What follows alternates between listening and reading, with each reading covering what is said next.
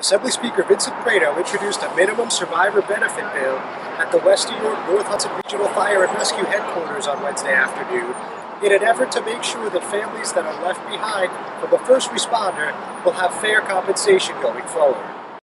Joined by over a dozen North Hudson Regional Fire and Rescue firefighters, including Chief Frank Montaigne, Prieto explained that recent news events throughout the country, as well as a meeting with NHRFR Union President Tim Kalachi, led him to want to update the current legislation in New Jersey related to the families of deceased first responders. This is something that is very important for us to do because I always talk about fire, police, emergency responders, how important they are to us, things that we take for granted, that as we're running away from danger, they're running into danger. I want to also especially thank Tim Kalachi that he brought this to my attention, that especially for the young people coming into the profession, compensation, God forbid, they lose their life. When they leave home every morning, you know, it could be the last time their loved ones see them.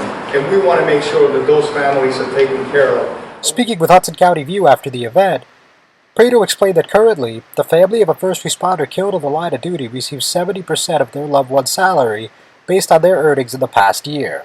What their salary rises a year is not an exorbitant amount, so it takes a long time to get to a higher scale. And in today's world, we have a lot of veterans, a lot of older people that are coming into the profession that already have families, and somebody making, you know, $35,000 as a start, God forbid, if they would leave their family one morning and they would be a fatality, it would be a percentage of their salary that right now is 70%.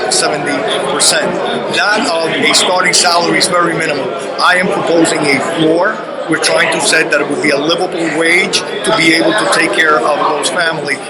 With this new first responder legislation, Prieto was hoping to see those families have a minimum livable wage of $50,000 to $60,000.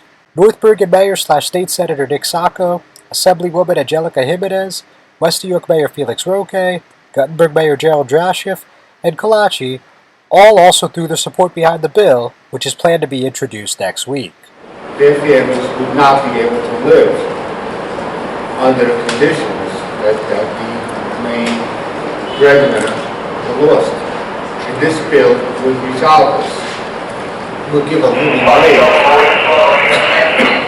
Give a living wage to those who are left behind, the families that are fabulous piece of legislation, and like the speaker and the mayor did say, the senator said, you guys, you know, risk your life every day, police officer, correction officers every day, and for the new recruits, if anything should happen, it would be devastating for the family because they wouldn't be able to survive. I wanted to say that, and Mayor Turner calls me this morning, says, make sure you tell them I'm behind Vinnie Prieto with the bill, so I'm telling you that now. I wanted to echo Senator Sacco and Vinnie Prieto, what they say.